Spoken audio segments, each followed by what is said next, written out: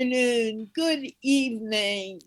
This is Carla from the Ministry for English Language, and we are here for our second conference of the year.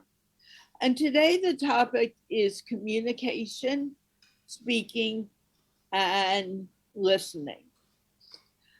And if you've never realized it, we all love to speak. We love to say words. We love to hear ourselves talk. But we forget, including me and everyone I know, to sometimes take a moment to listen, to put those words together so that are being spoken to us and understand what is being said. English literacy has two different parts. One, it is being able to read and write. And in many places around the world, you learn to read and write before you learn to speak. This is a little backwards. When you're learning your own language, you learn to speak first. And when you're 4 or 5, you may begin reading your name and reading little things. And when you're 7 or 8, you're learning to write. So when you're from another country and you're learning a second language, we're often going backwards. We're learning to read, we're learning to write, but we're not working on the speaking part. And what I want you guys to realize is that if the schools or if the countries would begin working with the children or even the adults on speaking first, it would make speaking a lot easier. However, let's get back to the speaking part again. Speaking, we love to make those sounds. We love to be talking. But when it comes to listening to someone, we're often thinking, hey, what do I want to say to what that person's saying? Do I want to respond? And if I want to respond, what do I want to say when I respond? And we miss what is being said. We miss what is being spoken by the other person. And sometimes, even in the same country where we are speaking the same language, we all refer to words in different ways. We all refer to words slightly different. I'm going to take a very simple example. And I think I've mentioned this before. I mention it very often. The word house. If you're someone who grew up in an apartment, you think of your house as this big building with many different rooms and many different families, and that is house to you. And then there are the people who maybe grew up in a farmhouse and they have a big house with different bedrooms and it's only one family in the house. And for those people, a house also contains animals. It contains a big plot of land for farming. And it's very different from what the person who lives in an apartment thinks of the house. And there's a house that could be a row house, different houses in a row, and yet they're connected. The whole point that I'm saying is, if you haven't seen these different houses or these different forms of houses, you may automatically begin to think that the only house that exists is a house in an apartment building or a house in a farmhouse.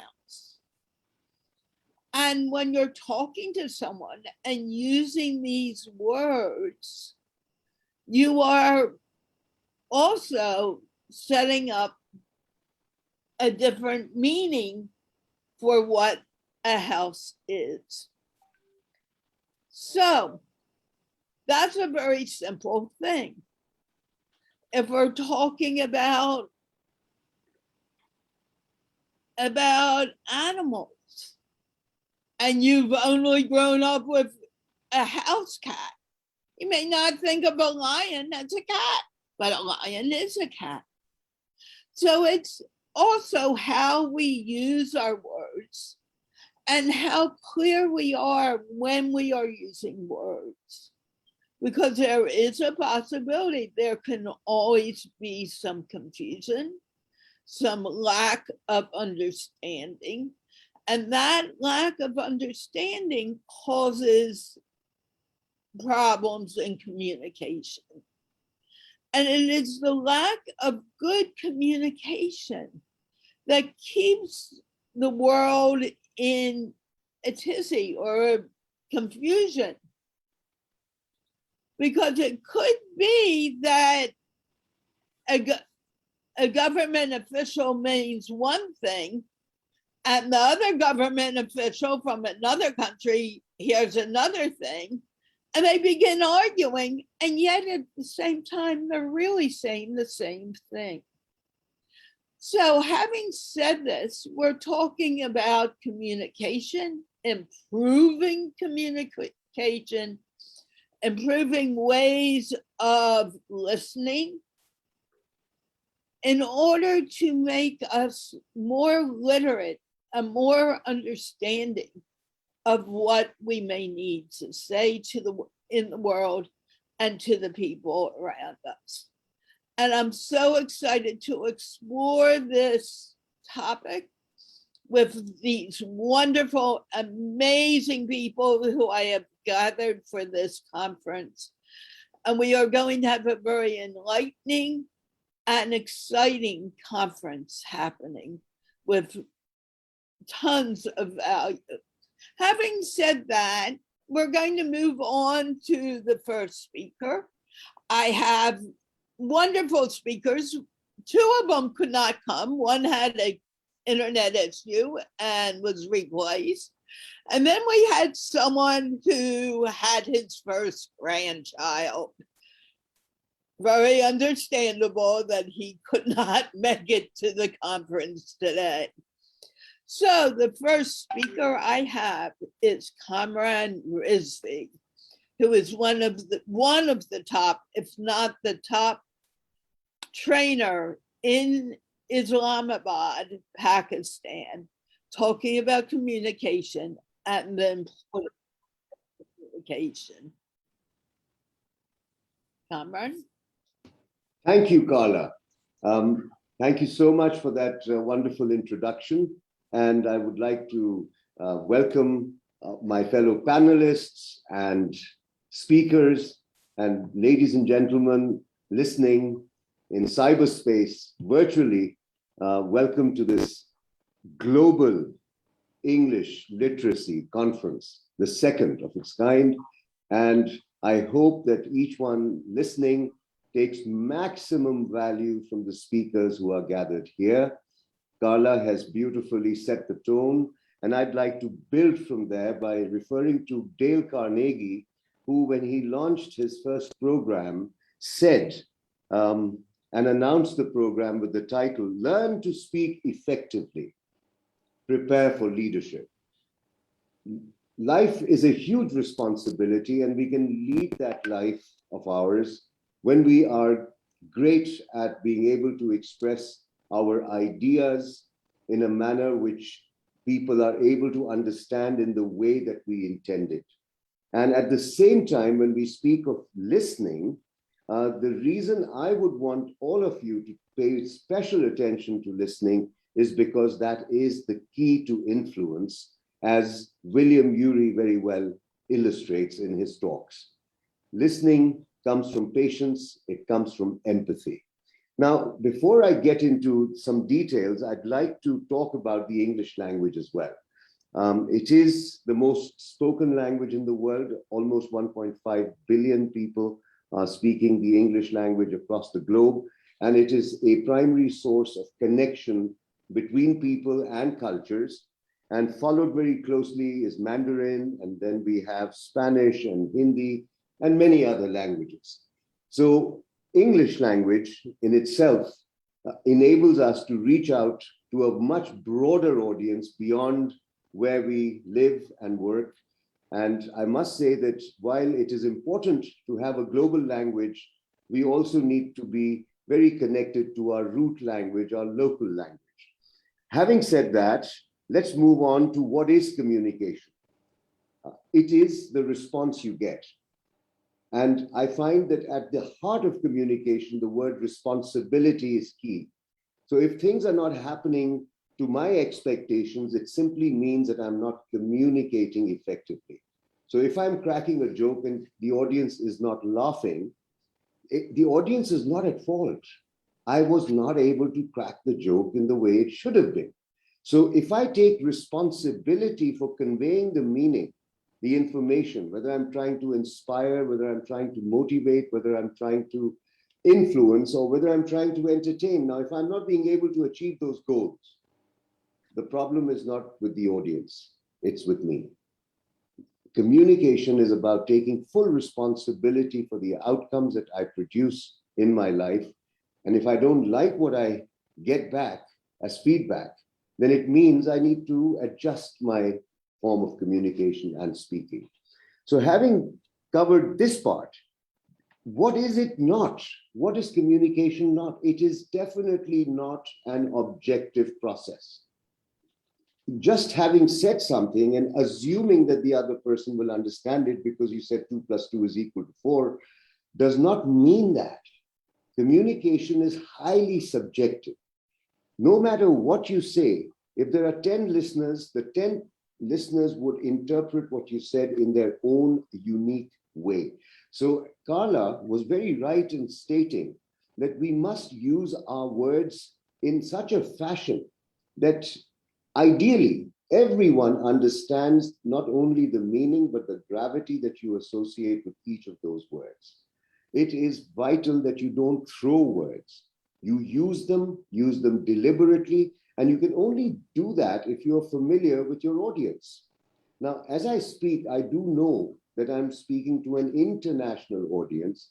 This is a global conference, and I'm mindful of the fact that what I'm saying may not be taken exactly as I'm intending. And for that, I want to apologize ahead of time. And yes, you do have the privilege of posting your comments and giving us feedback in case you were not able to understand something, and I'll get back to you within a day or two and respond to whatever query you may have. What does communication achieve? It achieves very clearly 3 things: health, respect, and happiness. To me, these are the 3 universal goals all of us seek. And these 3 gifts come from relationships. And if you take yourself away from relationships, you live in isolation, and that results in a meaningless life. So when we speak of communication, we are talking about relationships. And relationships can only be strengthened if we improve the way we communicate, not violently, but constructively. When we are angry, we sometimes use words which are very unhelpful and take us away from the goal of achieving a collaborative environment. So therefore, health, respect, and happiness, which we all seek and we all want to enjoy, comes from relationships that come from better communication. First, seek to understand and then be understood. So if you notice, we're speaking of listening and speaking. Now, in communication, Stephen Covey, who's very well known for his 7 habits of highly effective people, emphasize this fact that in any dialogue, if you have an opportunity, before trying to be understood and speaking, give the other person the opportunity to say things, understand, and then seek to be understood. And then I'd like to conclude with the fact that there are types of communication. Intrapersonal communication is at the heart, how we communicate with ourselves. Because unless you prepare and rehearse what you're about to say, you're likely to fumble and make huge blunders. It's very important that you communicate to yourself whatever you're about to communicate to others in order that you are able to edit and ensure that your remarks, the choice of words, your intonation, your body language, your facial expressions, all are appropriate and consistent with the message that you're trying to convey. And having said that, interpersonal communication becomes better when you communicate better with yourself. I know that my time has now come to conclude. I'd like to remind you once again that the quality of our lives is equal to the quality of our communication. The more we improve our communication, the better we shall enjoy the life and the gifts that life has to offer. Thank you so much, Cameron. Are there any questions to be asked? I don't see any in the comments. Brilliant. So I must have been so good.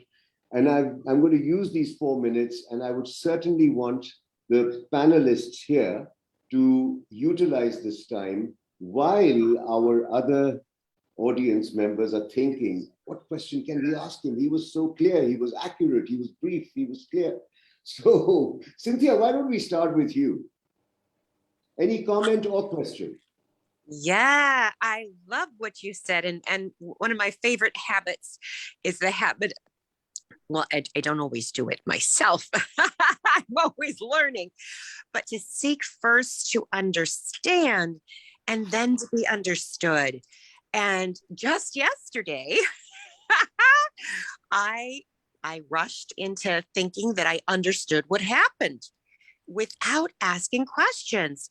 And then when I asked a question, I found out I made up a completely different story. Wonderful. Hey, I think Cynthia, someone appears to have their Facebook page open. Could you please close it, whoever that is? Okay, Cynthia, go on. Thank you, Cynthia. I think you introduced the importance of questioning in order to better understand and protect yourself from assumptions. When we assume things, we make an ass of you and me. And I'm so glad that you highlighted the need for good questions. Victor Irving Jenkins, I have not met you before, sir, my fellow speaker, and you're about to come on soon, I'm sure.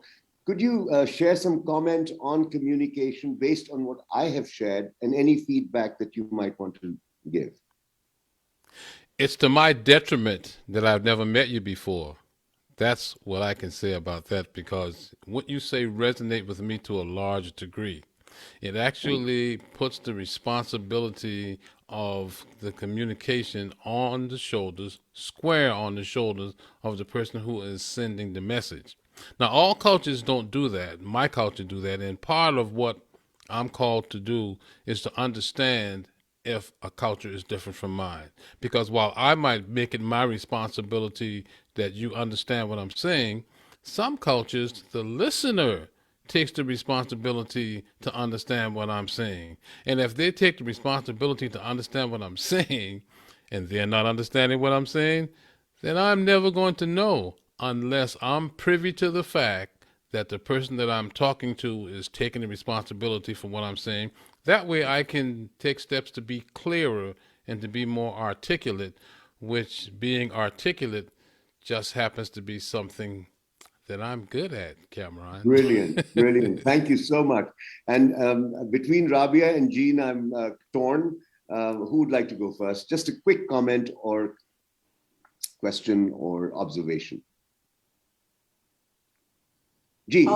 I'll go. I like that you we're pointing out that it's not only just what we have to say, but how we respond or how we understand. Because listening, I call a superpower, and I'll talk a little bit more about that.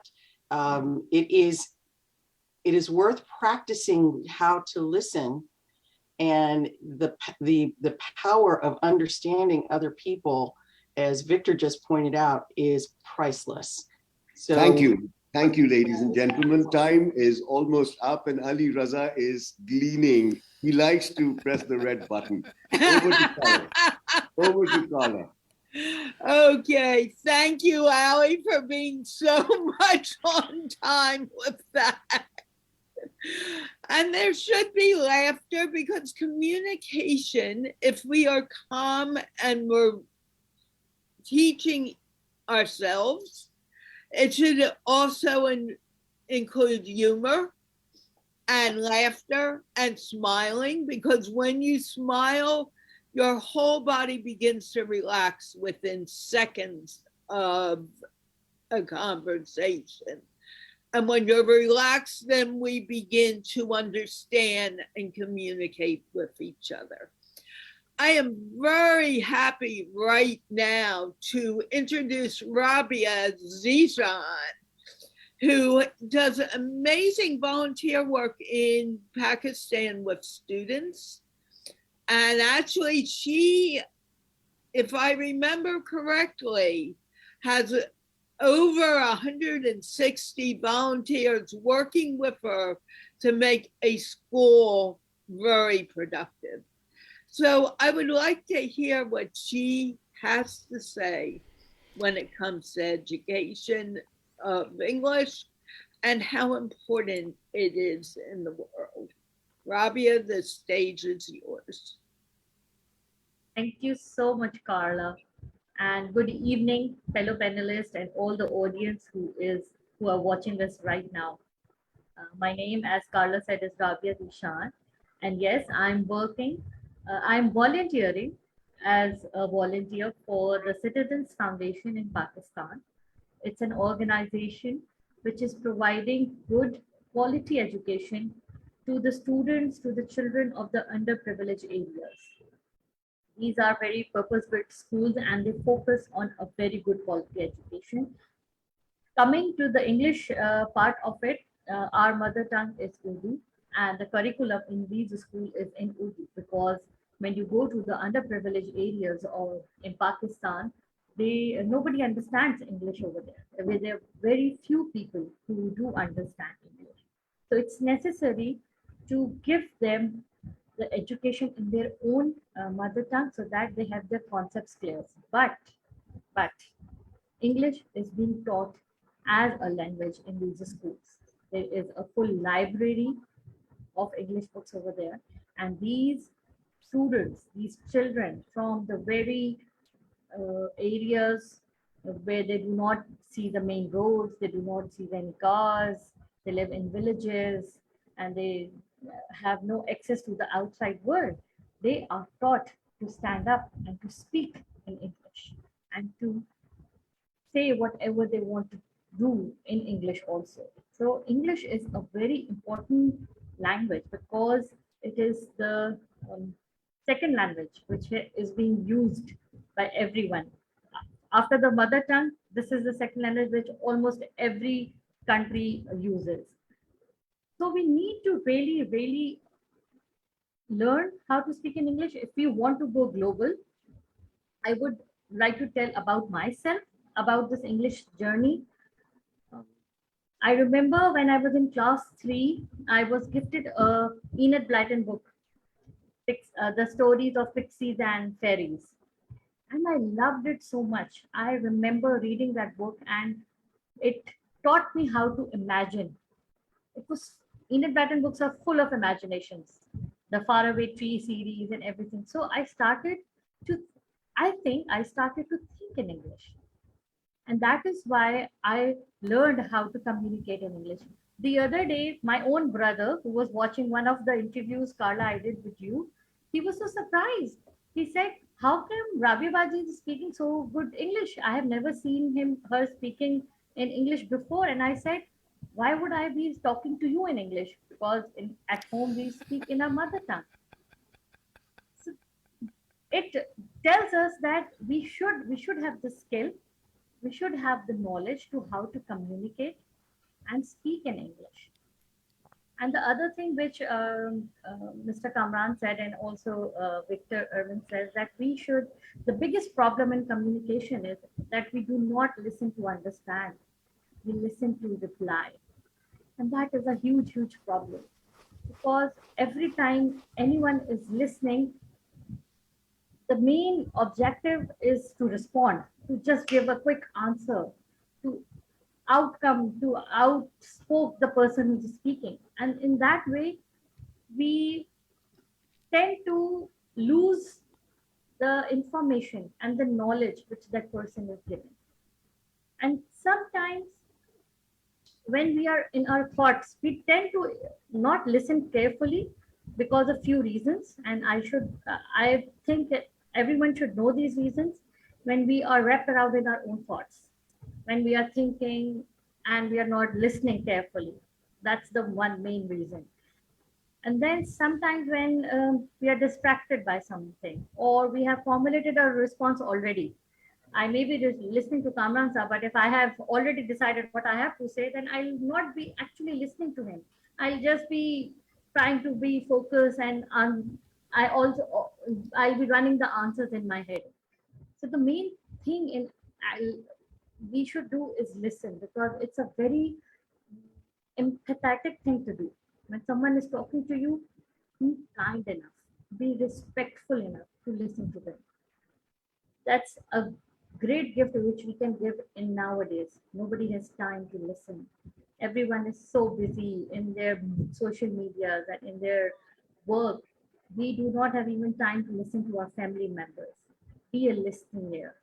Try to be kind and try to be respectful when someone is talking to you. Keep your mobiles down.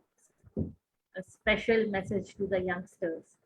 When elders are speaking, when you are sitting amongst in a family, show respect by keeping your mobile down. Listen to them. Actually listen to them. Look to them eye to eye. Make eye contact. Tell them that they are important.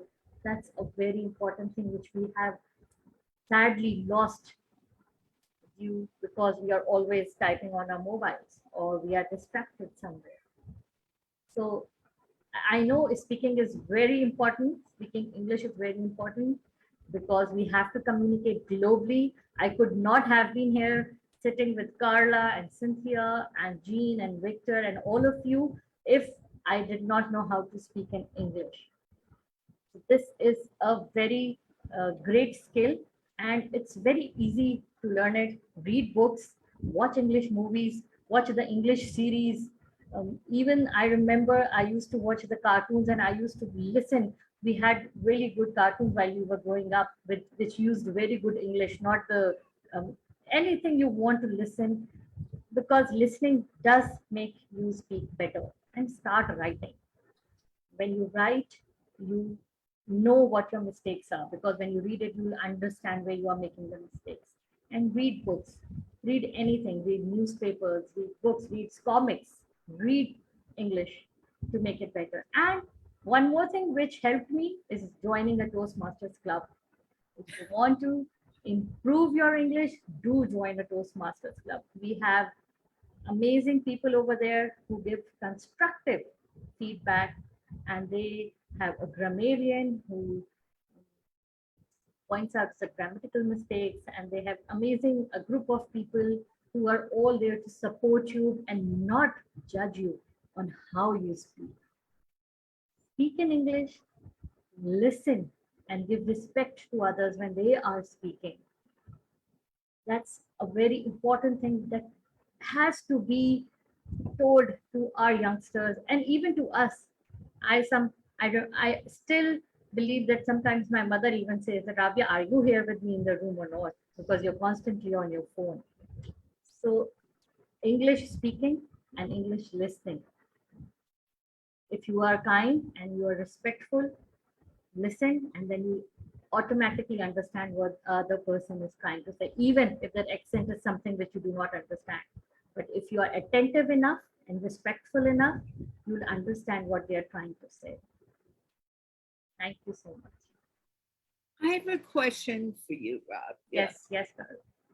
I often say to people, it's not accent as much as saying the words.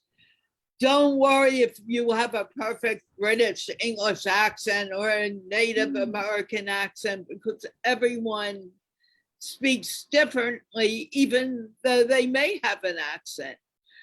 How would you, how do you relate to that whole concept? Oh, very right. We have many languages that are being spoken in Pakistan apart from English. So we have a lot of different dialects, even if we are trying to speak our mother tongue, that is Urdu. So if we have people from background of Pashto and Punjabi and Sindhi, when they try to speak English, it they have a little different accent.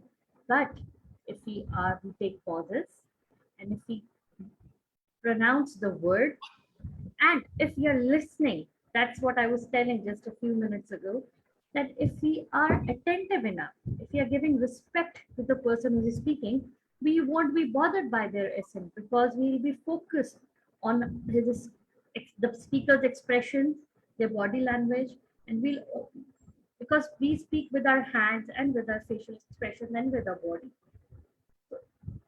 I cannot communicate with a person if I'm not respectful towards them and if I'm not attentive. I can know all the English and the best accent in the world, but if I'm not respectful and I'm not attentive, then it does not matter if I know English or not. So even if someone is speaking in a very different accent, and and we should always ask, there's no harm in asking. Please repeat that again. Can you please speak a little slowly? I did not get you.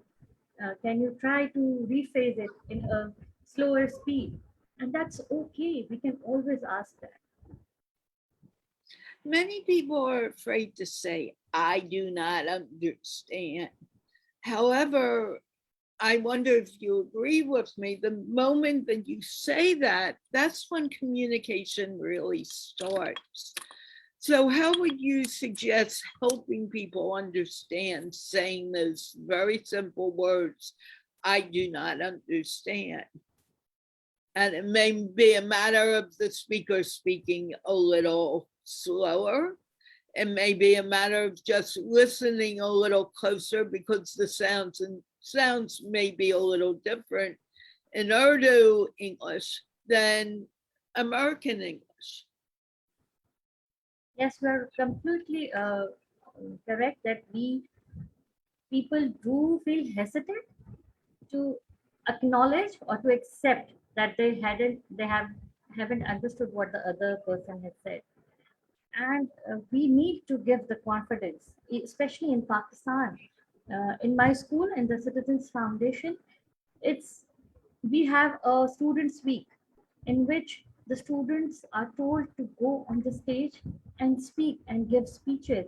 They have to give their science projects. They have to deliver whatever their project is all about. And there is a debate competition. So I think it should start in the schools, that students should be asked to participate in elocutions and debate competitions, and even in essay writings. If they are writing, they're improving their English. And we should always tell them it's always okay to say we do not know. We have to give them that confidence. Great. Thank you, Rabia. Because I deal with this every day, and it concerns me. It concerns me that they may not even understand what I'm saying, but they're nodding, oh yeah, and I'll look at them and say, let's, Yes, that I'll happens a lot. Let's go back a few steps and come forward again. Thank you very much. Thank you for having me. Oh, I'm so glad you came. Trust me. And now we have Victor Irving Jenkins, who has a very good positive mindset. And he brings that positive mindset into everything he does. And he also has a sense of humor that is a little interesting, but it is quite funny too. Victor, the stage is yours. Thank you ever so much. Welcome to Victor Irving Jenkins, or what I like to call View Attitudes, because if you change your view, you can change your attitude. I think that when you are communicating, and particularly we're talking about communicating in English, which is my preferred method of communication. It's not my only method, but it's my preferred, and it's what I'm best at. Whenever the person is communicating, whoever is doing the communication is subject to certain nuances that occur in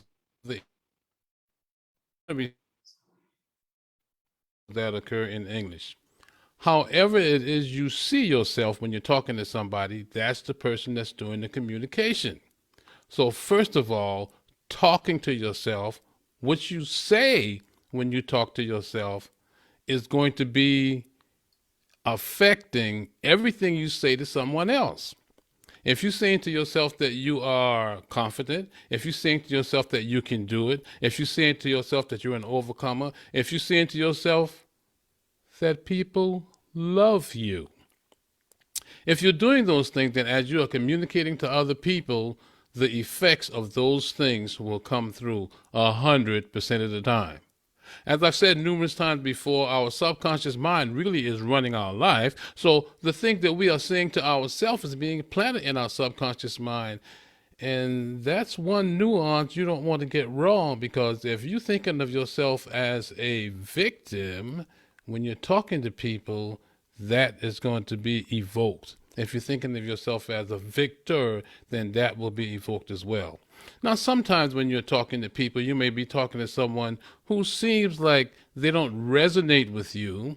And for me, when I'm talking to someone that doesn't resonate with me, that tells me that that person has the characteristics or a trait of which I have that other people don't like, that I'm just not paying attention to. So in an effort to talk to yourself properly, in an effort to be an effective communicator, I'm going to suggest to embrace these 4 agreements that I've run across in this book I've read. The book is entitled The 4 Agreements, and I hope the author doesn't mind me using his 4 agreements. Now, the first part, never assume anything, that's critical. You must never assume anything as you're speaking to someone. And if you have a communication that's not going quite the way that you want it to go, don't automatically figure it's your fault. Don't automatically figure it's their fault. Do further investigation. Implement the idea of asking questions, which several people have alluded to here. The next agreement that you want to make to yourself is always do your best. Now, the way that you always do your best, go back to the first agreement. Never assume anything. See, human beings are not interested in driving wedges between themselves and other human beings. And if you find yourself having a communication that's not effective, believe me, the person that you're talking to is not making it happen on purpose, because we want to come together. We want to communicate with each other. We're not trying to drive us apart. I mean, really, why would we? It's so easy to drive people apart. You can just ignore them and they'll be driven apart quickly. So never assume anything and always do your best. The next thing I want to talk about, which is the most critical part, is be impeccable with your word. Be impeccable with your word. And I believe that this is key to the whole communication experience, to the whole speaking English experience. Being impeccable with your word is more than simply saying, I've got to do what I say I'm going to do. It's more than, let me be clear. What it is that many people miss is you never, ever, ever, ever, ever say anything that you don't want to be true or that's not already true. So ideas about I'm not good enough, ideas about I don't speak English well, ideas about I'm so stupid, all of those things contraindicate the agreement of being impeccable with your word. Make it a practice never saying anything that you don't want to be true. So you'll never hear me say anything like, man, I'm not good looking.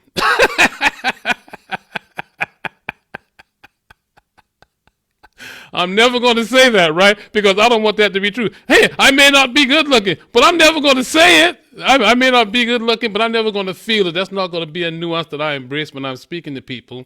One of the things that I often say to myself is that, man, they can't wait to hear the next thing that come out of my pie hole.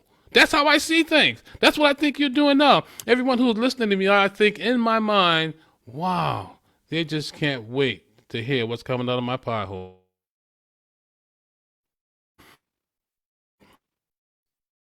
Victor? I guess they're all kind of crucial. Never take anything personal. Never take anything personal. Because when you get right down to it, the people that you're interacting with, they didn't get out of bed that morning thinking, wow, I wonder what I could do to ruin Ali's day today. How am I going to make Cynthia mad? Good Lord, Cameron. But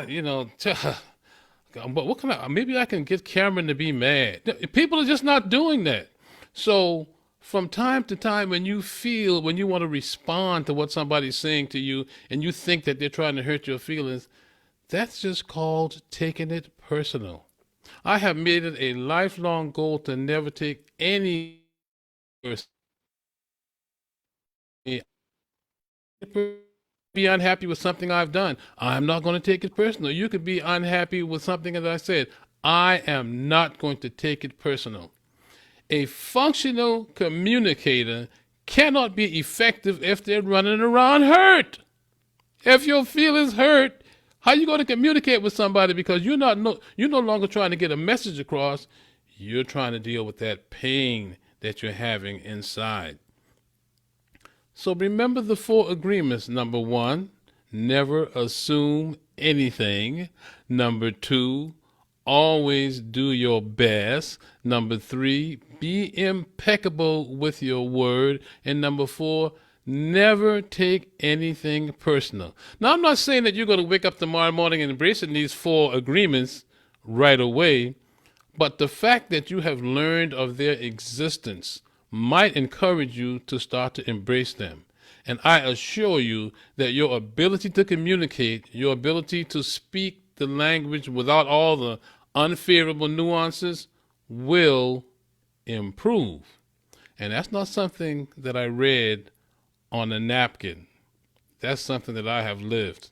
Because anyone who knows me or who's been around me, they hear me say, every time that they ask me something, remember I said about not saying anything that you don't want to be true? When someone says to me, how are you doing? I don't just respond with the humdrum, oh, I'm fine, or the ever so present, same old, same old. Oh, no. That's not what you're going to get from me when you ask how I'm doing, because believe it or not, how I'm doing is the most asked question on the face of the earth. So you ask me how I'm doing, if it's me, and you know it's me, I'm going to respond with the words, I am better than I was, but I'm not as good as I'm going to be. And anybody that's known me any length of time will tell you, I am better than I used to be, but I'm not as good as I'm going to be. Okay, all right, so I'll shut up. Thank you so much for inviting me to the conference. Thank you so much for listening to me, because if you weren't listening to me, I would just be talking to myself, which is a whole different kind of pleasure. Back to you, Carla. And knowing you, Victor, you would be talking to yourself. So when I got the extra person I needed an extra person, I thought I'd give you an audience. Can we go back to the whole idea of mindset that you were talking about? Many people, and if anyone else wants to ask questions, I'm just used to doing it. Just raise your hand and I'll give you the mic. Please carry on. Okay, I will. Many people often say, I cannot do it because of their fear of doing something new. how do you not convince, encourage someone to try something new and to move forward at times when you may think, oh, I really cannot do this? I first of all have to honor that they really believe that they can't do it. True. And I also have to honor that that's a false belief. You can do it. I don't just simply tell them they can do it because that's not honoring them. I have to embrace a little birdie that speaks to me that says, and I got this from the Bible, a little water and a little seed, and God will give the increase. So basically, when I'm speaking to them, I don't say anything to discourage them. I say something to encourage them. I might tell them a story about how I didn't used to like the way that my voice sounds. And of course, you know they can't believe that, right? So when I tell them the story as to how I used to didn't like how my voice sounded, that will give them a little bit of encouragement. That's a little bit of water and a little bit of seed. Okay. Anyone else have a question? Yes, Rabia. No, I was just watching the Facebook comments, and Rosalind has a question. How much time did you? What was it? I'll just read it to you. How long have you been studying this topic? Probably 20 years.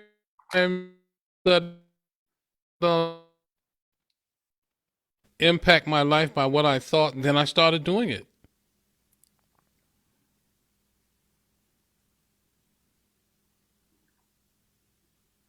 Thank you. I think we're looking at different pages, Rabia. Do you have another question in your page that you're getting your questions from? I think Ali has his hand raised. Who wants to? Ali, Yes. go ahead. First of all, Victor, I just loved your energy, and we have about 20 seconds. So very quickly, where does that energy, that exuberance, that because you're so jubilant and just so cheerful and full of life, where does that come from? I'm just sold on the fact that God lives in.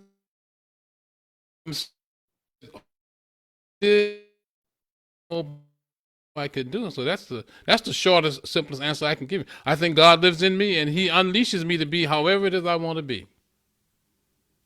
You know, there's a story, Victor, and I'm just going to add to it, and you can comment, where God was getting tired of coming to everyone and saying, hey, why don't they leave me alone? I just want to go and hide. Where should I go hide? And God answers, you go hide in their hearts because they will never look there. What do you think of that story, and how do you interpret it? And Ali, we have a little time to do this. When it hurts bad enough, you are going to keep looking. And you're going to keep looking. And if you keep looking, you're going to end up finding Him right in your heart. See, I suffered with panic anxiety attacks for 15 years. 15 years I had panic and anxiety attacks until I came to realize that what I was translating as panic and anxiety was actually excitement. It was enthusiasm. It was the juice of life. And once I discovered that, I just let it out and put it on everybody that I come in contact with. You know, I could go forever talking about what you're asking me. I'm just using my power. I'm just using my powers of restraint to keep the answers short, because this is a drug for me. Okay, you know what? We may be able to come back, but I want to make sure we go through everyone, and then we're going to have like a cross conversation at the end. So thank you so very much, Victor. And I know you can talk forever, and I love you for it. Okay, the next person to speak is Cynthia, who is the president of Toastmasters World Leaders Worldwide in Toastmaster. And she is going to be speaking about the communication process. And I'm very excited to have her here. Cynthia, go to it. Thank you, Carla. And I'm so enjoying this conversation with all these amazing speakers. And I love the focus on listening. I know a lot of us have talked about listening, but I want to focus on that as well and say that you have 2 ears and 1 mouth for a reason, for a really good reason. It helps to listen. Just like I had the other day, I had an assumption, making an ass out of you and me, that I knew what this person was talking about, and I was really offended. I was angry and I was hurt. And I decided to listen by asking her a question. And when she gave me her response, my heart was changed. And it was the opposite of what I thought. I was truly making up a story, and a story I really didn't want to hear and have, but yet I made it up. So when we're talking with someone, people often ask, well, I want to learn English. And so I want to talk to a native English speaker, and I want to listen to them and learn from them. How can I get them to talk? And I responded by asking them questions, number 1, and asking them questions about themselves, because they will go on and on and on about themselves if they think you're interested. It's the number 1 thing that people like to talk about, themselves. And so if you ask them about themselves, you'll not only get to know them better, get to know their culture better, their point of view, their perspective. You'll also find that there's many things you have in common with them, even if you live halfway around the world from them. Because we're not all that different. We're not all that different at the heart. And that comes to my second thing I want to talk about is the heart, and how you can use your heart for listening and for speaking. Listen with your heart. The heart is an ancient organ. And when I talk about the heart, I talk about the heart center, which includes the organ of the heart, but it's right in the center of your chest, right behind your breastbone or your sternum. And that space is so sacred and so powerful in the human heart. Many religions and spiritual groups believe that the heart is the house, the temple of the soul, of consciousness. And the physical heart is such an ancient language, an ancient organ, that it knows how to communicate before we ever had any kind of verbal or nonverbal communication. Even before we had painting on the cave walls, your heart knew how to communicate with other humans and even animals. So when you want to communicate, and think of that word, communicate. Its basis is commune, a community, connection, unity. When you want to communicate, tap into your heart and allow it to ask the questions and to receive the information. And your understanding will be greatly increased. I teach a class called Speak from Your Heart, and you speak from it and you listen from it, and then you're able to really communicate, even if your words are wrong. You just have the completely opposite word that you just said. But they understand your meaning. They understand even if you have bad grammar. They understand even if you have no words. Because some of the most important things that we have to talk about have no words.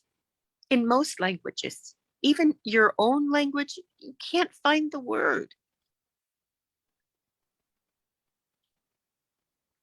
I'm a intuitive medium, and so I tap into and my clients and see with my internal eyes, and my internal ears hear more the symbols of what's going on. And sometimes I feel like I've lost my English and I'm only a native English speaker. I don't speak fluently in any other language except for food and sign language for the deaf. And even then, I lose my words because I have nothing to convey the information that I'm seeing, or I don't understand the information I'm seeing or hearing. And so I talked to God, as I often do, and I said, I want to make sure that my clients are getting the correct image and understanding, and I really feel inadequate. I have no words to speak, or I don't even understand what the message is. And God said, use your tools. You have tools that you can help them to tap into their third eye and to see the things for themselves, so you can channel and have them see the image and they will know what it is. And that's what I did. And it was amazing because I saw this woman was coming to a door, and she was able to see that that was the door for the employee's entrance for the company that she was interviewing with. And she was ultimately able to know within that she was going to get that job. So tap into your heart. Listen with your ears and your heart so that you can know and understand what the other person is going through or wants to say. And then use your heart to help you say the words that are most important to them. And if you're afraid, if you're nervous, if you're anxious, let your mind float down to your feet. Don't look at your feet, but let your mind rest there and wiggle your toes. And that will help you to be less anxious. My friend found that out from a study that she did, a scientific study on fear. And she found that if she wiggled her toes, the fear went away and the chemistry in her brain changed. So again, listen with your ears, listen with your heart, speak with your heart. And if you're nervous, let your feet wiggle. Thank you. Okay, you had some questions for Cynthia. Cynthia, you're talking about the wiggling of the feet. How does that work? Yeah, if you wiggle. And how does that fit into communication a little more clearly so we know, we completely understand why you brought it up? Well, it's hard to communicate when you're anxious or fearful. And actually, fear causes confusion. So you can be confused about the whole communication that's going on if you're fearful. In fact, I was taking a kite surfing lesson, and my instructor beat his chest and he said, I'm not going to explain it to you again, Cynthia. You are fearful and you're not going to hear what I have to say. You're going to be confused unless you get rid of that fear. Well, I was shocked. I don't know if I got rid of the fear, but I was shocked that he wouldn't even explain it again. So if you're fearful, it stops communication because maybe you won't even be able to get the words out of your mouth. So reducing fear and anxiety is really important. And my friend, which was a part of a scientific study on fear and the brain, was put inside a CT scan, one of those big medical equipments that you're slid into and slid out of, and you have to hold real still. And they took a picture of her brain when she was normal as could be, because she's probably had some anxiety because she was in that giant CT scan. And they took a picture, and then they showed her fearful pictures. And I don't know what they showed her, and I don't even want to know, but she was afraid. They took another picture, and they watched her brain change. And then they had her wiggle her toes, just wiggle, wiggle, wiggle. And then they watched her brain change again. And they scientifically proved that wiggling your toes affects the chemistry in your brain. Does that make sense? It makes sense. And I want to bring it back to communication and understanding, because there's a real problem with people just talking. That's why the wars happen. That's why people get angry, because they're not really understanding. So how can we help people use these techniques to get out of the fear, get out of that which doesn't allow you to communicate, to a point where you can communicate and have real conversation? Well, real conversation cannot happen when you're in fear and anxiety. It just can't. You get confused, or you get stopped. You can't say your words, or sometimes you even pass out. I almost did. So anxiety and fear are a huge roadblock to effective communication, whether you're speaking on stage or one-on-one with someone. Does that make sense? It makes sense. We have gotten, so I'm kind of attempting to take it further. Andrea, Jeannie, did you want to ask a question? I saw you move your hand, like there may be something on your mind. Cynthia, I know you and I do a lot of training and a lot of similar training, helping people speak, especially we're both Toastmasters. How prevalent is it when somebody that you know is trying to speak, that they simply seize up in their mind and can't get the words out? I think that's what you were trying to get to with Carla. So how prevalent is that? And then wiggling your toes helps you to get those words. Yeah, it actually can help you remember words that you forgot. Like in your speech, you can totally, boom, all of your information is gone, and wiggling your toes can help it to come back, or even more important, open up to the new message that you're supposed to share. So that fear, getting the fear out of the way, breathing, relaxing, giggling, and smiling can really help you communicate what you need to communicate. Even if you have no words, a way to communicate will come to you, but it won't if you're in fear or anxiety. And unfortunately, fear and anxiety is the state that many people live in constantly. I lived in it constantly for almost 40 years. I had 16, probably 6 strong phobias, including public speaking and visibility. And now I'm an international speaker coach and a global visibility influencer with over 47,000 followers in 140 plus countries. So getting rid of the fear, there's so much beyond fear. Everything you want lies beyond your fear. In talking about that, and we're going to hear from everyone. We have plenty of time. Talking about this thought of fear, it's fear that creates the wars and creates the problems that happen around the world.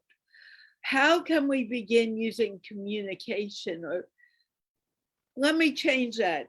I have been on courses in silence where I've been in silence for a week or more.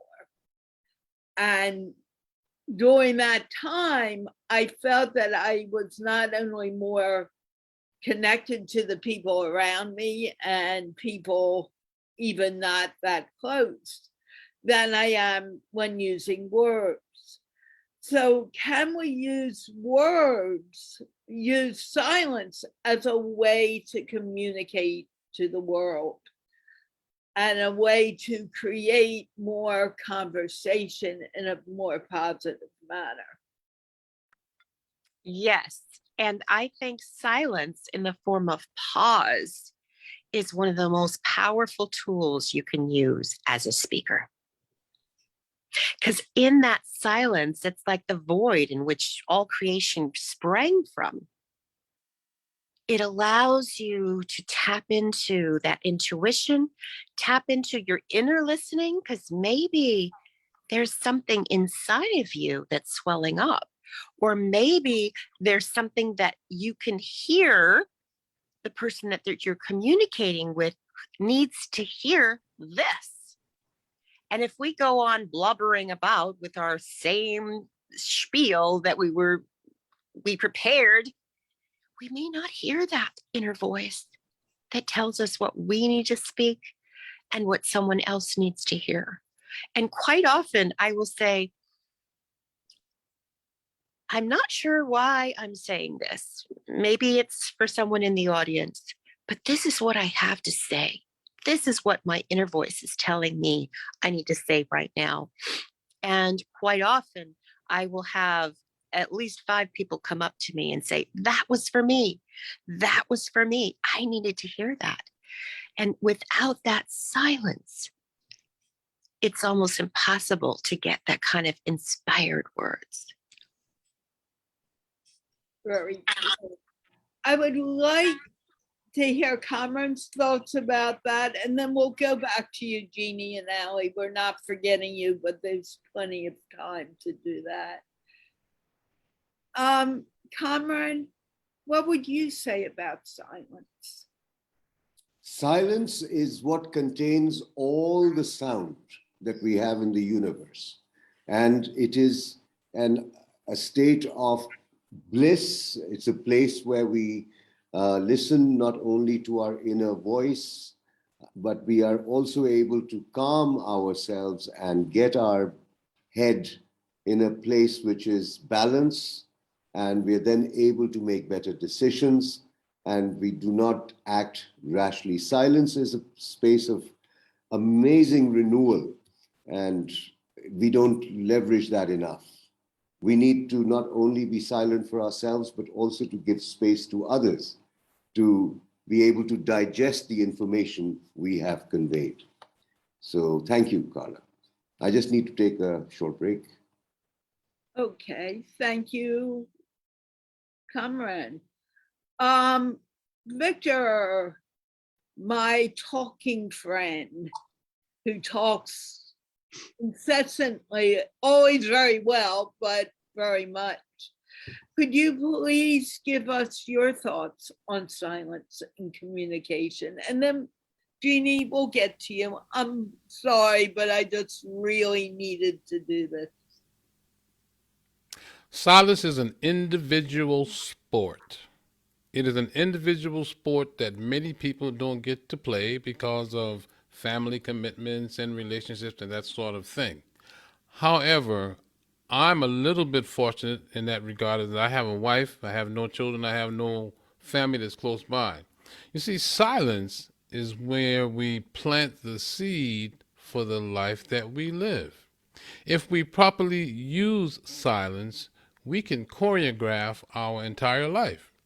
If you wake up in the morning after you wake and you have some time on your hands and you think to yourself, I'm in the front of the room, I am speaking pearls of wisdom, everybody loves it.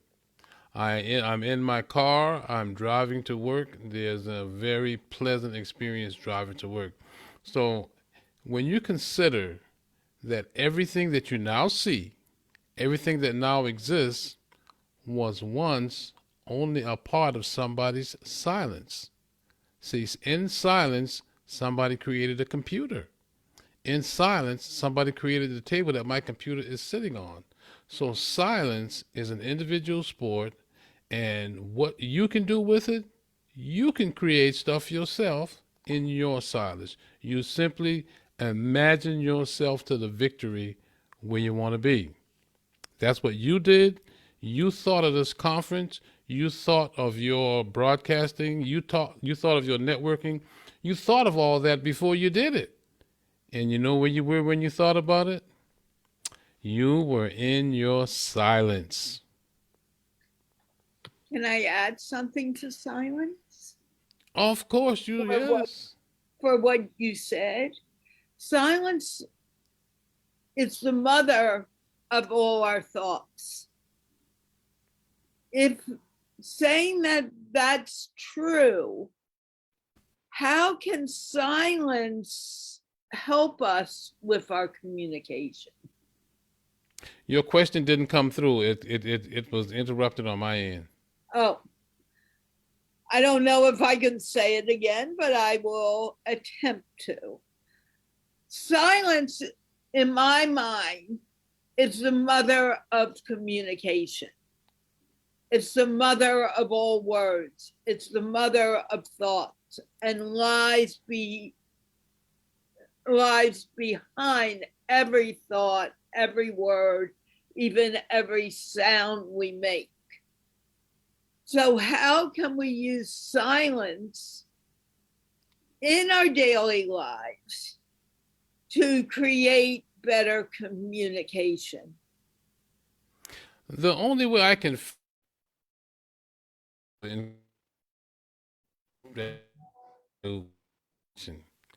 when you meditate, you're actually putting your silence to work.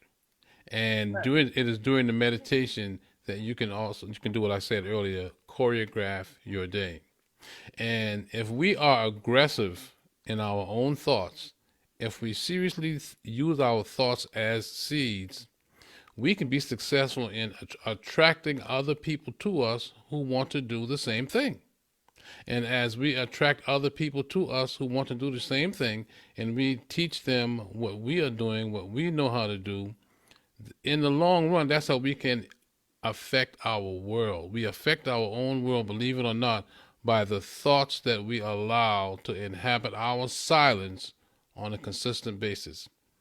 And with all due respect, it's not surprising that I'm here, because this is en route to getting me where I'm going, which is getting more people to understand how powerful their thoughts are that they keep in that silence.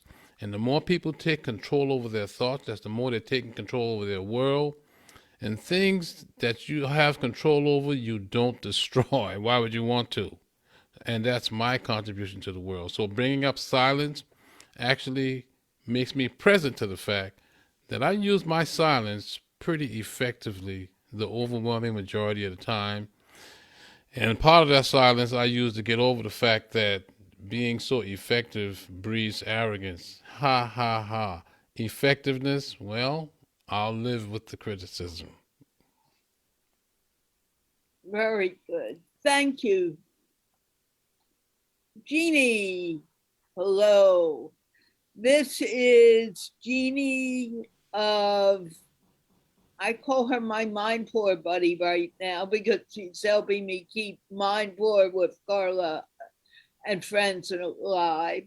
She is a communication specialist, and I am thrilled to have her speaking today.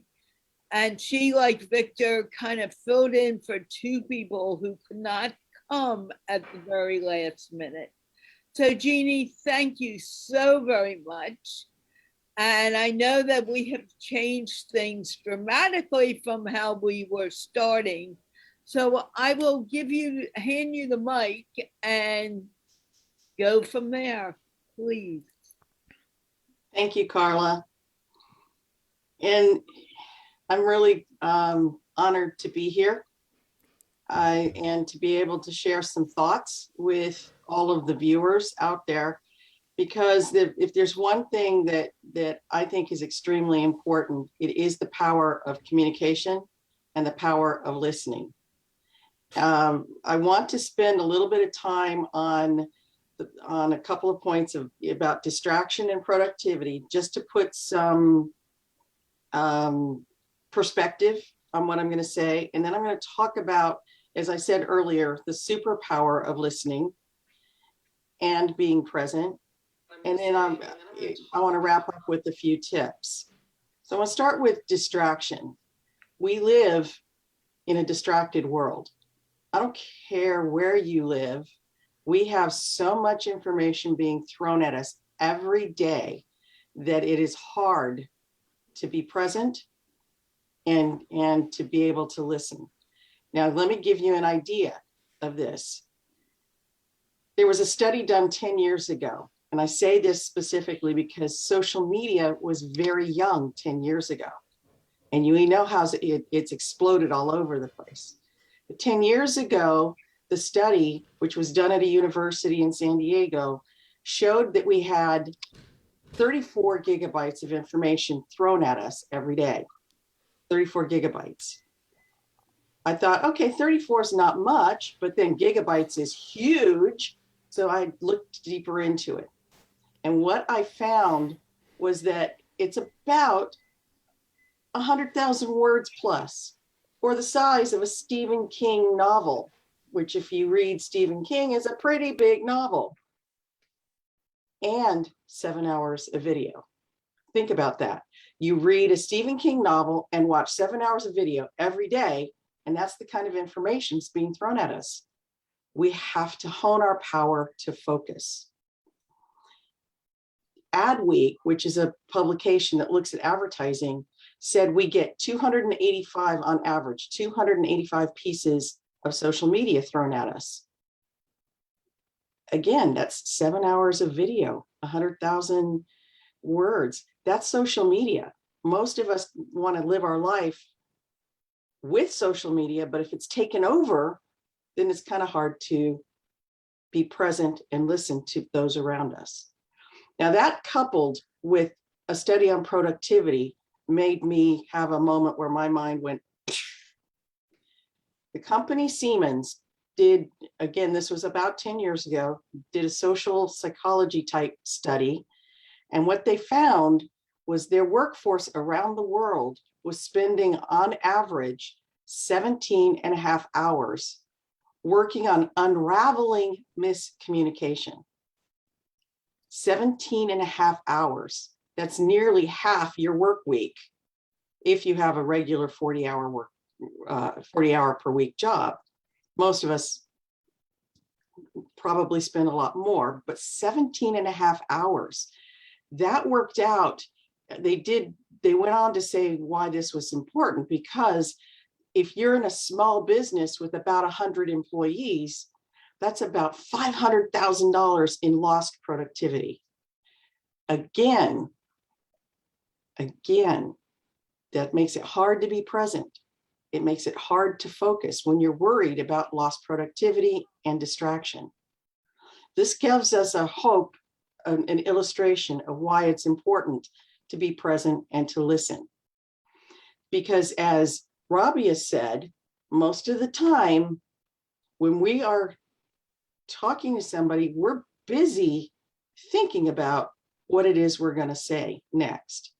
So I think you quoted Stephen Covey, that we don't listen to learn, we listen to speak. And that's critical, because that's what leads to miscommunication.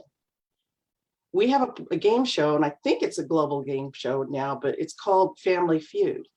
And Steve Harvey gets on and says something like, according to a survey, 100 women said the best place in the house to, and boom, you hit that buzzer, you've got to answer. But what are you going to say? You don't know what the rest of the question was. So I'm going to posit that you have a 99.99% chance that you're going to be wrong. And that's the root of most miscommunication. We don't hear the whole question. Now, I said earlier that I think that listening is a superpower. It's an innate superpower. And by innate, I mean it's genetically determined and present at birth. It's not something you go out and get. It's something you have. It's a skill to practice. And in my mind, it goes with two other innate skills, breathing and choosing. So let me give you a quick rundown. Breathing in the realm of communication, taking a deep breath is extremely important. Taking a deep breath moves your thought pattern from the amygdala, or the monkey mind as we often call it. And this is where fear and the fight or flight or freeze syndrome sits. That's the animal instinct. It moves it to the front of the brain, which is the more logical, deliberate. All in a deep breath. It's like Cynthia and her wiggling the toes. It changes your brain. It changes how you're responding. So you take that deep breath, you can't be afraid. You can't be stressed. It puts you into a deliberate, thoughtful mode. It's an extremely important part, but from a communications perspective, I like to say it lets your brain catch up to your mouth. In other words, you're not going to say the wrong thing because you take that second to center yourself with that deep breath. The other critical superpower that goes with listening is choice. Choose. We have the power to choose. The most important thing that you guys could walk away with is to understand that we only have one real power in this universe, and that's how we choose to act or to react. I can't choose how Victor's going to be. I can only choose how I am. So that brings me to listening. When we choose to listen and to force ourselves to not think about the next step, but to truly hear, then we're going to have better communication, better understanding, and better thoughts, if you will, because Victor spent a lot of time about internal thoughts, and those are just as important. So when I talk to people about being able to listen, I talk about active listening. And what is active listening? Active listening is simply being present and hearing the whole thing, letting your mind then summarize it. Now, the way to get there, there's a practice, and it's a little uncomfortable for some people. But what you do is at the end of somebody talking to you, you summarize it. You say, so what I hear you saying is if I take the time to meditate, I'll be able to change how I show up in the world. Is that right? So you've summarized it, and then you've asked a question to make sure that you're clarified. And once that happens, you're allowed to then to move forward the conversation. Now, when you practice these things, you practice breathing, you practice choosing, you practice active listening, they become muscle memory. And it's something that you do automatically. It's like riding a bicycle or driving a car. You don't think about how to balance on the bicycle. You've already learned, and you don't want to fall. So practice, and as anybody that's worked with me knows, when you think you've got it, practice again. Practice breathing, practice choosing, practice listening. Now, I said I was going to leave you with a couple of tips. One of those is take a deep breath and remind yourself to be present. It's a nanosecond. Nobody else knows that you're doing that. When I'm speaking to somebody and helping them become a speaker, it's the first thing I tell them to do. When you get up on stage, take that moment, a deep breath, ground yourself onto the stage, and connect with your audience. Nobody knows what you're doing because it literally takes a nanosecond, a very tiny bit of time. But what comes out is what Cynthia was saying. Those messages that came in through your inner voice, the one that said you need to say this because you're grounded and you can do that. So Be present. Take that deep breath.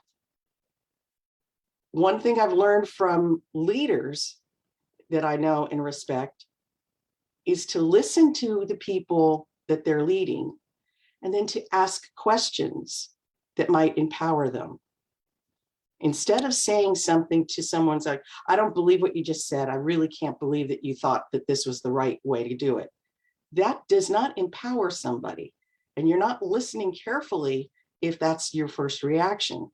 Criticism, if not done with the proper gentleness, can stop the flow of conversation. On the other hand, if you say something like, well, that's really interesting, and I love your perspective, but have you thought about?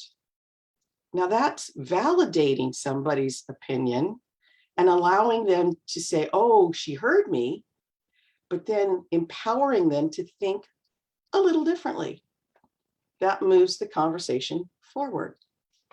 So be present, take a deep breath, ask questions to empower your conversation partner. It also helps you understand your conversation partner a little better. And the fourth tip I want to leave you with is one that's a very selfish tip if you think about it from a perspective of yourself. And that's add the time that Victor talked about. Add in the time to listen to yourself. We don't listen to ourselves enough. So when we go out to talk to others, why would we listen to them? So build in deep breath, build in even 2 minutes of meditation. Ali and I were on a call the other day. I think it was a Mindfloor conversation that we were having. And I told a story in the middle of my corporate life, which can be, I think I used the word cacophony because I love it. It's a word that means a lot of noise. And there's a lot of noise coming, especially one of the things that I do a lot is crisis communications. And in the midst of a crisis happening, everybody's coming at you. I would excuse myself to what I call the great American equalizer, the ladies' room. I would just go into the ladies' room and take a few deep breaths, be able to focus my mind and myself and take those deep breaths. So when I went back out, I could say to the executives, to the CEOs, to the people that are, 3 or 4 rungs higher than me on the grand scale of the corporate world and say, all right, now let's take a breath and let's really look at what's going on. And then I'd be able to do this, solve the problem at hand with what do we need to do. So taking care of yourself is probably the first tip I should have started with. But as usual, we go through our tips and we tell the most important last. So be present, take a deep breath, ask questions to empower your conversation partner, summarize what's being said to validate them, and then move on and take care of yourself and be totally present in the moment when you're in a conversation. Thank you.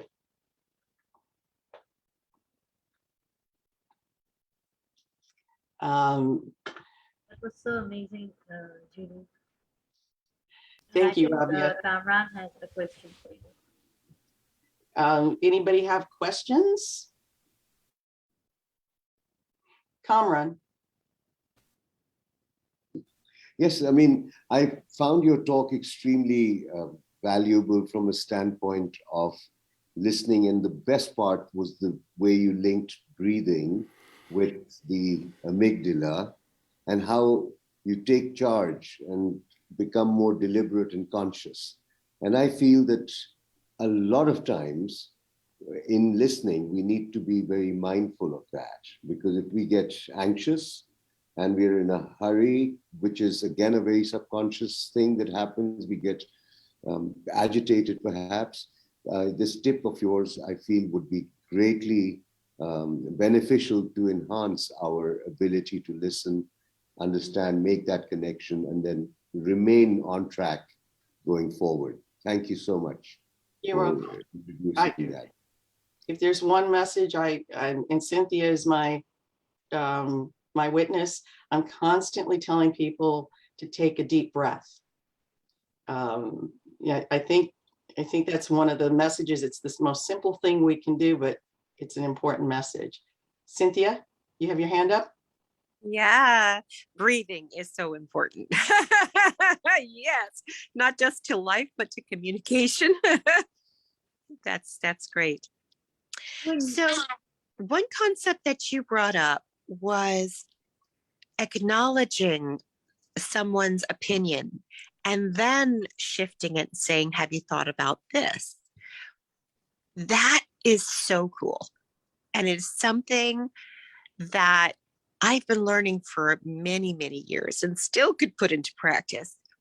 And one time, how I really noticed that I needed to do this was when I worked at the Federal Reserve and I had a bunch of examiners. I was the examiner in charge, but I have a bunch of more senior examiners that were really picking on this junior examiner. And I kept saying, but this, but that, but this, but that. And when I realized, someone told me, did you recognize what they were saying? Did you acknowledge that what they were saying was true or had truth to it? And then introduced how it's different. It made the world of difference. It was a powerful transition. And I know speakers understand the power of transition, but in that communication, it can make a powerful transition to help the person get on board with you, and then you can take them to another place. So thank you so much, Jean, for bringing that into the conversation. It's so important. It's actually one of the skills that we teach in media training and how to handle a media interview. It's a very powerful skill. And we often forget that our breath is what connects all of us, and we do not use it enough. I know I don't. You know, I'll get a little annoyed about something, and I'm better at it now, but there was a point that I would forget to just close my eyes for a second or take a deep breath.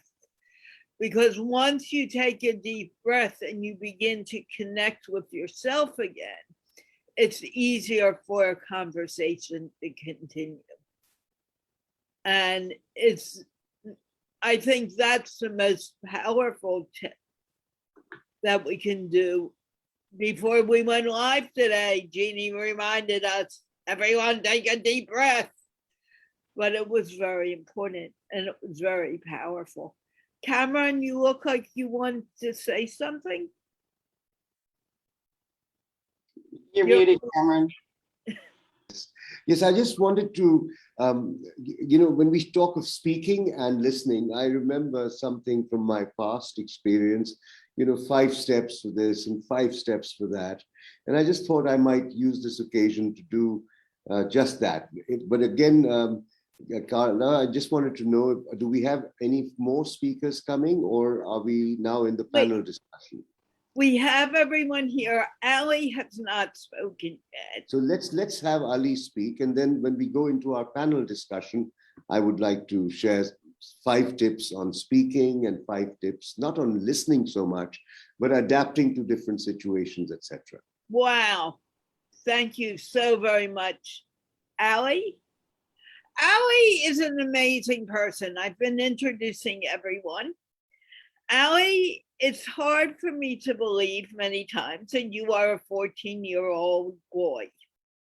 You've taken on so much responsibility for your age, and your words are usually quite words of a lot of wisdom that surpass a 14-year-old kid. And I know that because I used to teach kids your age. So having said that, I want to tell you that I welcome you to the stage. And if I could only find maybe 1 or 2 kids your age, I would bring them in and we would add them to the group. so we could also have the younger generation's point of view. Ali, I hand this mic over to you now. Thank you so very much, Carla. That made my day. Thank you. Means a lot. So Nelson Mandela once said, education is the most powerful weapon which you can use to change the world. And I think I certainly agree with him, as I believe education is the initial step for an individual to gain knowledge, critical thinking, empowerment, and skills needed to make this world a better place. First of all, let us all be grateful for this beautiful occasion where we can all together proclaim the joy of spreading peace, the joy of loving one another, and the joy acknowledging that it is the power of communication and correspondence that has brought us all together on this magnanimous platform. As we have gathered here to talk about the significance of communication and some basic techniques to use technology and all those powerful mediums to make this world a beyond border, a global village. Of course, I'd like to extend my kudos and love to my mentor and teacher, Sir Rehan Allahwala. Of course, our giggle lady, my dear Carla Riechman, Miss Asma Tariq, and the entire team of Insan Party for the mega success of the conference.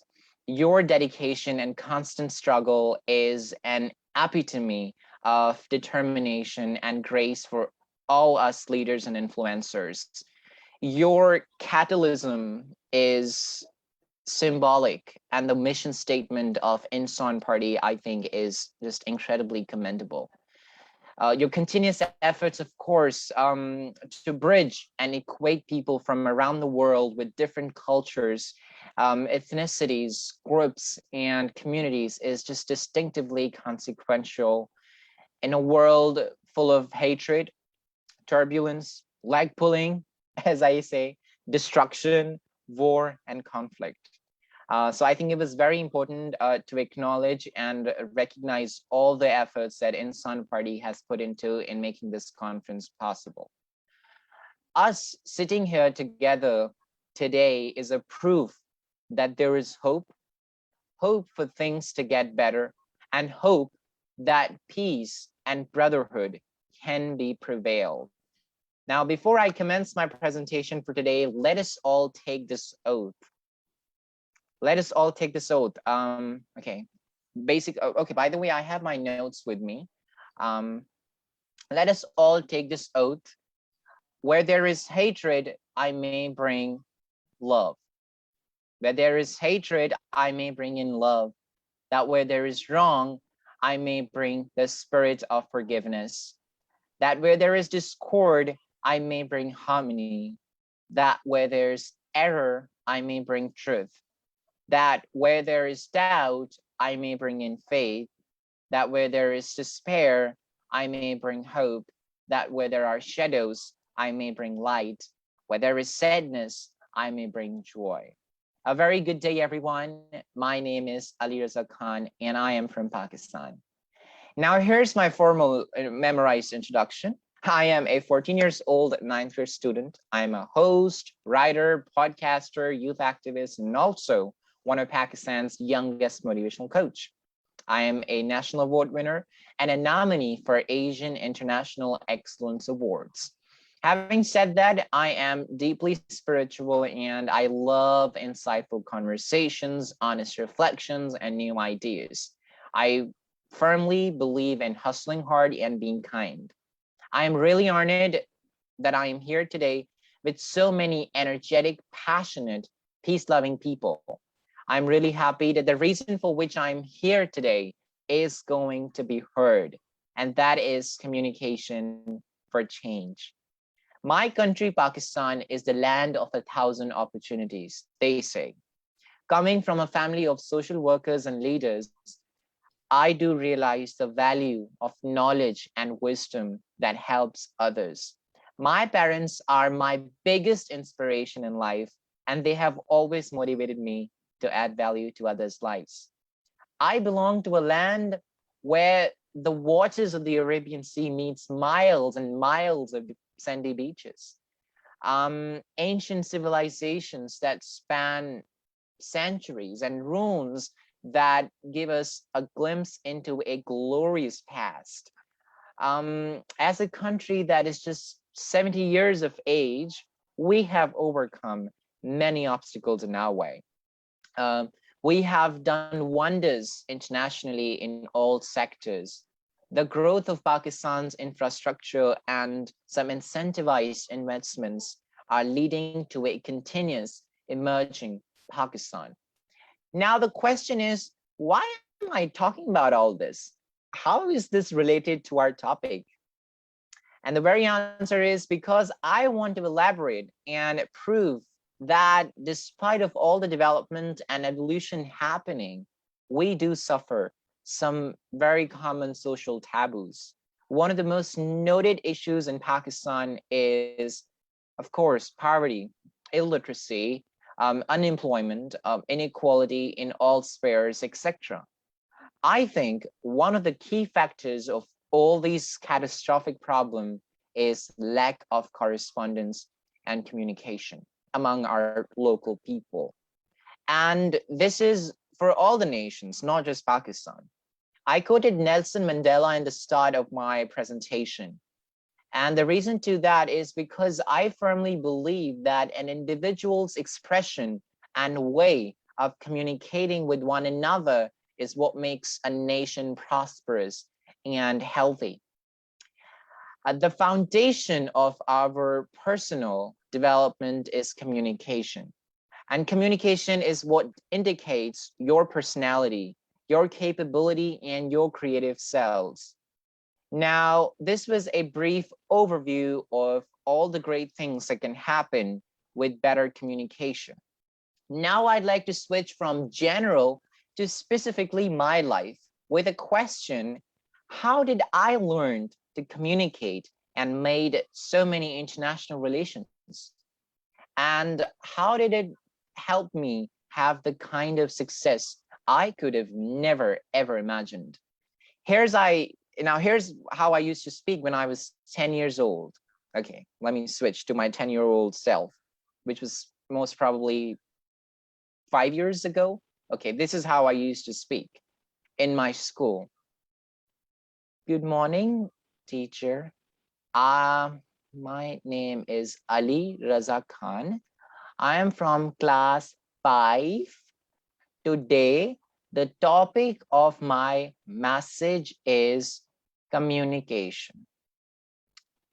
So I was always a very, this is exactly how I used to speak when I was 10 years old.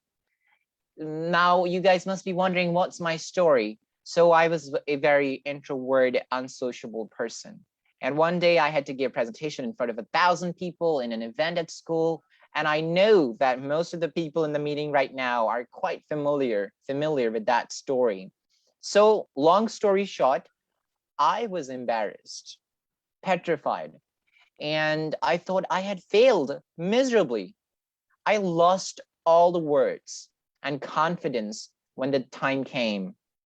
And that is when I determined myself to become the person I am today. Now, this was the story of Ali's transformation from an introvert, shy person to becoming an internationally celebrated young leader and coach. During my years of learning and self-discovery, I came to know a lot of important things. And today I'm going to share my top 4 tips or rules for being a better communicator, and additionally becoming a civilized citizen with capacity and vision for better ways of living. Here I have my notes. Okay, point number 1, have something worth saying. Your interest, your fascination, sensitivity, and knowledge. And also you must have a good delivery system for your substance and knowledge and awareness and understanding your experience. Number two is, of course, sincerity. I've said this before, and I'd really want to repeat this. The best communication occurs when both people are sincere. One sincerely wishing to learn and listen, and the other sincerely wishing to share. Number three is, of course, practice.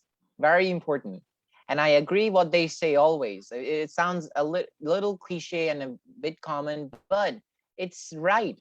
Practice makes a man perfect, because communication is not something that just appears out of the blue. You have to practice communication. So practice your communication and your ability to communicate what you know. Practice helps you develop skills. Skills makes your labor more valuable. If you just talk, you can hold a family together. If you skillfully talk, you can build and accumulate dreams and make them come true.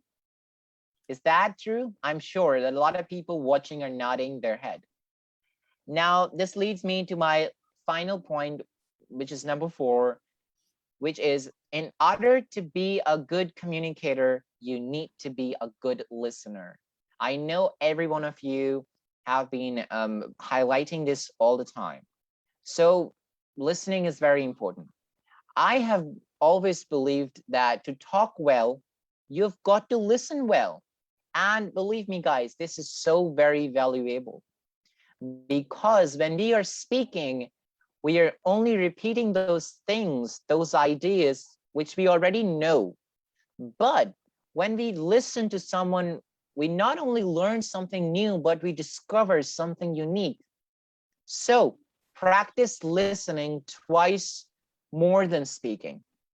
Several years ago, a survey was taken among the students, and they asked, what are some of the things we can do to be successful? And at the top of that list was better correspondence and communication. So today, as I sit here and speak in front of you all amazing people, making me the youngest one to do so, it is no less than an absolute honor and privilege. I owe this very much to dear Carla and the Insan Party. Me being here is a living proof to all those unheard, ambitious youngsters out there with enthusiastic ideas and impulsive personalities that has potential of massive change, that no matter where you come from, no matter what language you speak, no matter what community you belong to, no matter the color of your skin, as long as you have hope, belief, faith, and determination, you can achieve anything, literally anything. So yeah, at last but not the least, I'd like to conclude by urging all of you to self-reflect. I repeat again, self-reflect, because eventually the point is not to be the best. I repeat again, the point is not to be the best. It is to be the best version of yourself. Thank you. Ali, like normal, you amaze me, you inspire me, and I want to thank you for that wonderful speech. And I'm just wondering, because it's something that's very important to me, you hear me talk about listening a lot.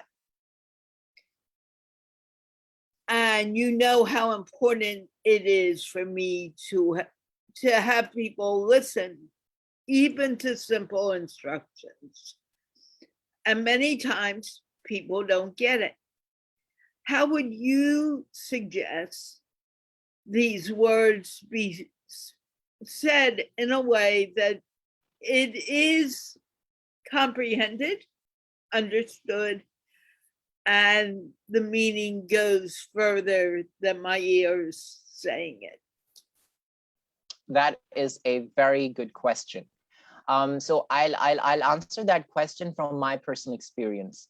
When I became a part of your show, I started coming and almost every week. I realized that I wasn't listening.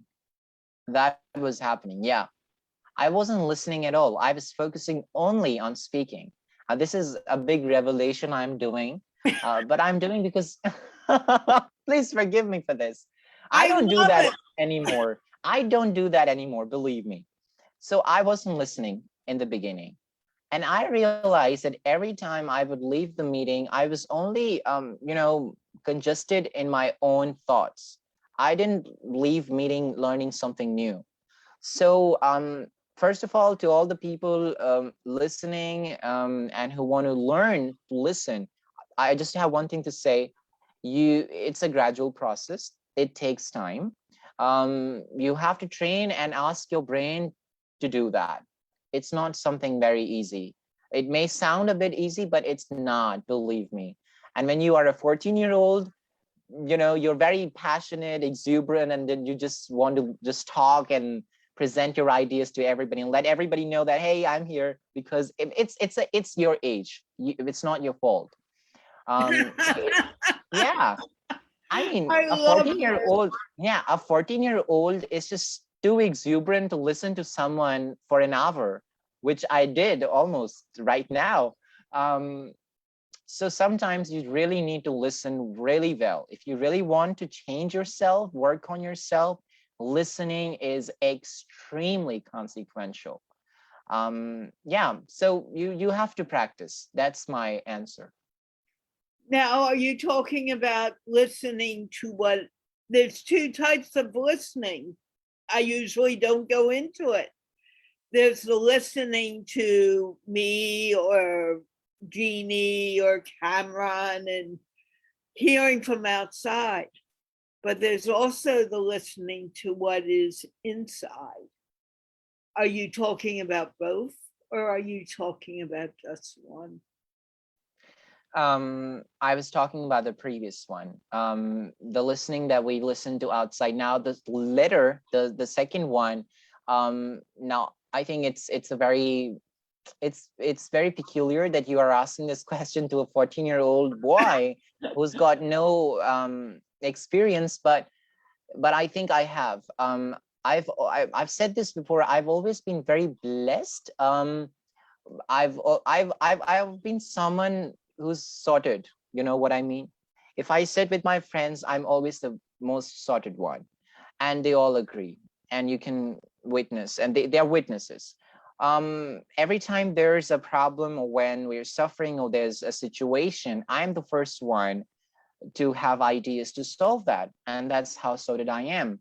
And I've always talked about this. I don't exactly have answer to this question, but I think God has been very much merciful that every time there's a problem, or every time I need to listen to myself and my inner guru, as we were talking about the previous day on Mindfloor, I have this strange capacity at this very age to listen to myself, and I have recognized myself. It's very strange. I don't want to scare people watching, but this happens to me all the time. And I think I'm very gifted that way. There's always a voice that comes from inside me. I have a story to share if you guys are ready to listen, because I've been talking a lot.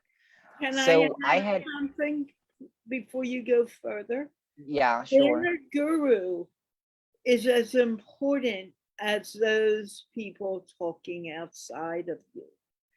And I was curious how you would answer that question, and you answered it beautifully. We are coming to the end, but I would love to hear your story. Yeah, I'll be very quick and precise.